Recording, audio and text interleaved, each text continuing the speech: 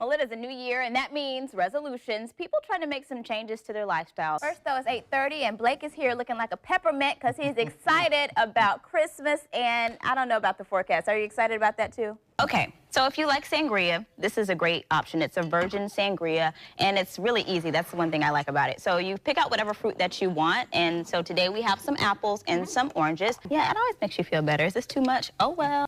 So just because I'm not in the studio does not mean we are slacking on our New Year, New You segments. It's all about making sure we're sticking to our goals, trying to make sure we keep our New Year's resolutions.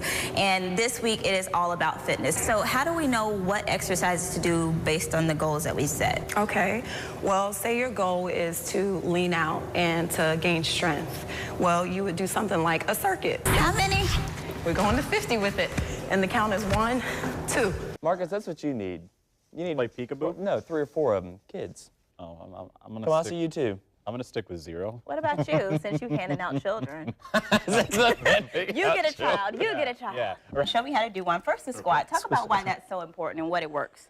Well, squatting is going to work your entire lower body. We're all going to squat together, so we can sit back. You can lean back. Go low. You don't have to worry about falling backwards when you've got good support. And this is cool to do it together. What difference do you think it makes working out together, you know, at a park? Well, I train a lot by myself, and I tell you that part of the reason that I've teamed up with Jacksonville is I love training with others. It's part of the job, right? Patty Sure. cake. I bet you both remember patty cake. I don't recall. Don't try to act like that because you're on TV. You know how to do it. That's not how I'd want to find out if I was a father. Why? You want to find out on Maury? No. You want to know? On that note. Yeah, she has some company now. She got here at 2:15 because she says she's so excited about Trader Joe's coming here to Jacksonville Beach. And as we were out here for most of the morning, we saw the line grow and grow and grow. So check out what it looks like now. I'm ready for the sun, and I got some bird poop on me. And if I had this hat on, maybe I wouldn't gotten pooped on. But there's a story about the bird poop. When a bird poops on you, that's lucky.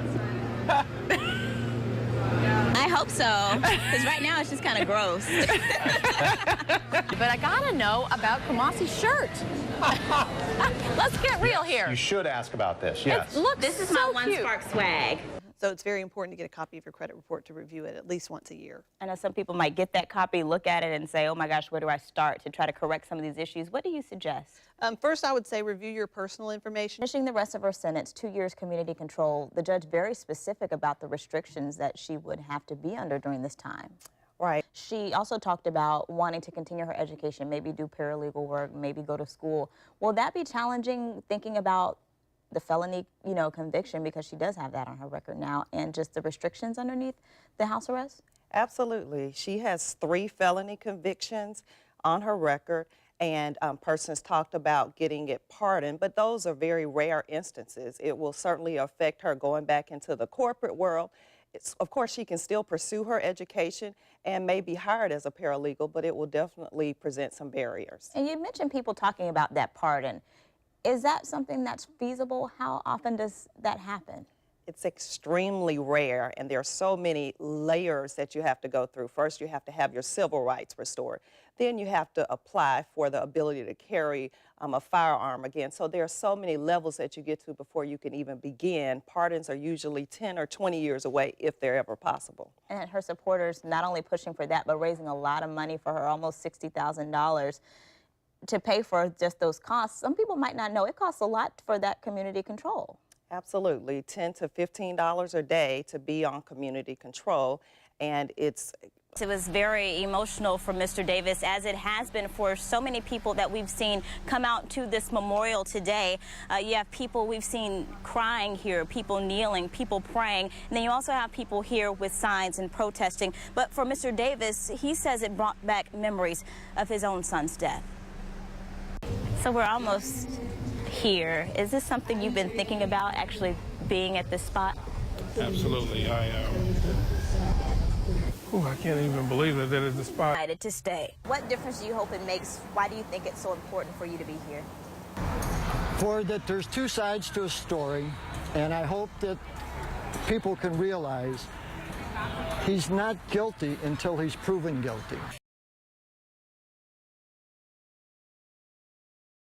And so a lot of people might be intimidated by creating these things themselves, but it's not that hard. You going to show me how to do this one? Absolutely. You're going to do it for me. Okay. So we've got a cup of Greek yogurt. Okay. So that's that right there. Yeah.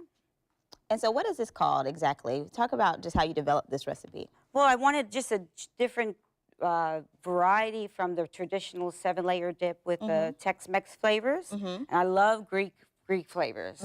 So changing it up with the Greek yogurt, it makes it healthier than mayonnaise. Definitely. And then a little bit of sour cream. Okay. Gives it a little bit of that tang that you need.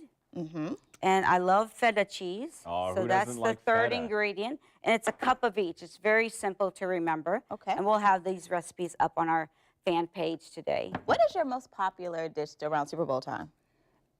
At the restaurant, everybody picks up potato salad. So everybody's going to have potato salad as their side dish today. You can never be too glamorous when it comes to New Year's Eve, you know? Yeah, I know a lot of people may think that's too much, but it's not. How do you know, as far as accessorizing the jewelry? See, I noticed her dress is, you know, the sequin dress. She has the earrings, but nothing here. How do you know how to balance that? We've kind of kept it simple. Really? We do. We love Dunkin' Out Donuts. of this whole story, you talking about the Dunkin' Donuts box? Because now I want some donuts. Forget the fact that she just threw a And some whole bunch of bacon at the police officers.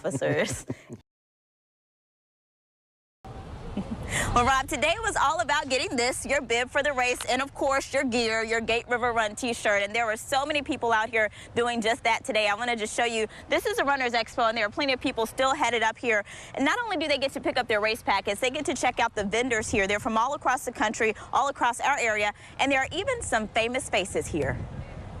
It's not quite the starting line, but for runners getting ready for the Gate River Run, the Runners Expo brought them one step closer. This is where many of the 20,000 runners in this year's race, including myself, picked up their race packets, and where thousands more will pick them up tomorrow.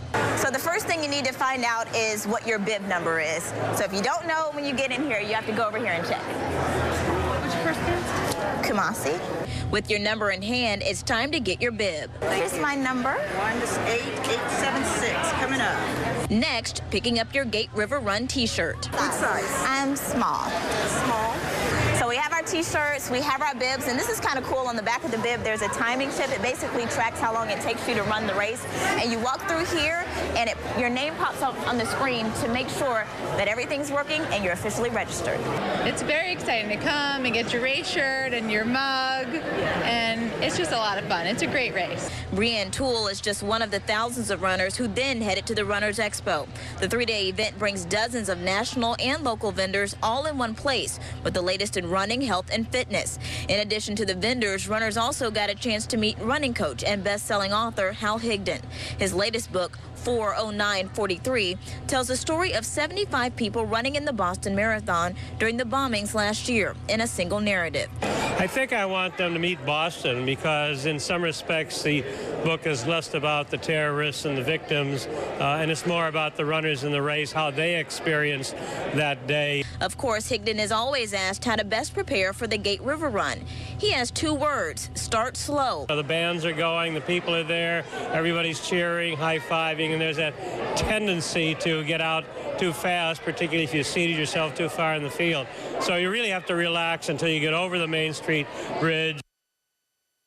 If you want to come out and pick up your packet tonight, you have about 20 more minutes. It closes at 6. Tomorrow, the hours are from 11 in the morning to 8. The expo is actually open on Saturday as well. It's just if you want to check out the vendors, though. If you want to pick up your race packet before the race on Saturday, that's something you'd have to elect to do when you registered online. Reporting live, Kumasi Aaron, Channel 4, the local station.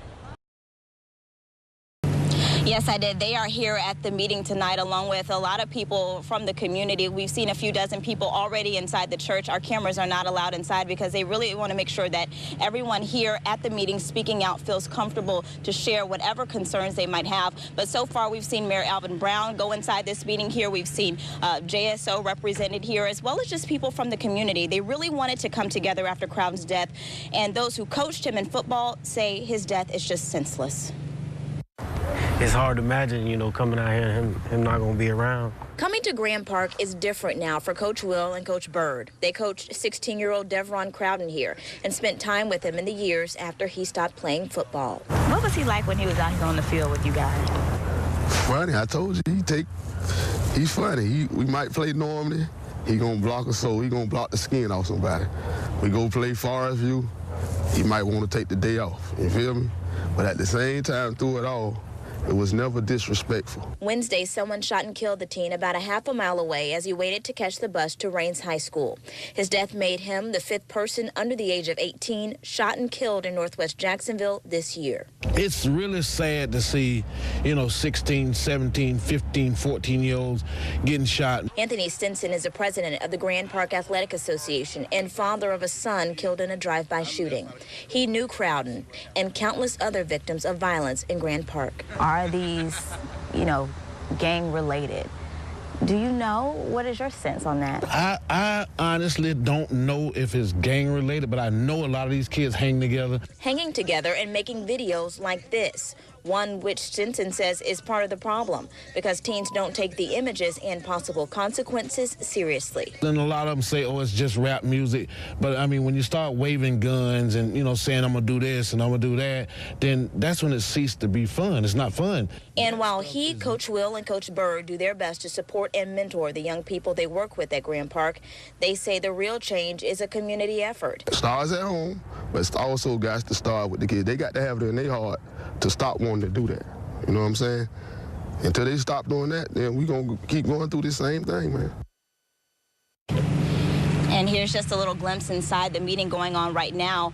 People I spoke with say one thing they hope will come from this meeting is some kind of program that can help kids who may be at risk of committing crimes before those crimes actually take place. Some kind of program like that, and maybe more commitment from the community to speak out and talk about the things that they know, the things that are going on in their community. And of course, they want just people to think twice, possibly, if that does happen, about committing crimes here in Grand Park. Reporting live, Kumasi on Channel 4, the local station. Kumasi, getting back to Deborah Crowden's death, did police say whether they have any suspects? No, they said they didn't have any witnesses and suspects on Wednesday when it happened, and we've gotten no update from police on that. The thing they are asking for is anyone with information to just come forward and share it with them. And they're asking to call Crime Stoppers. You could be eligible for an award. You can remain anonymous. The number is 1-866-845-TIPS. Rob?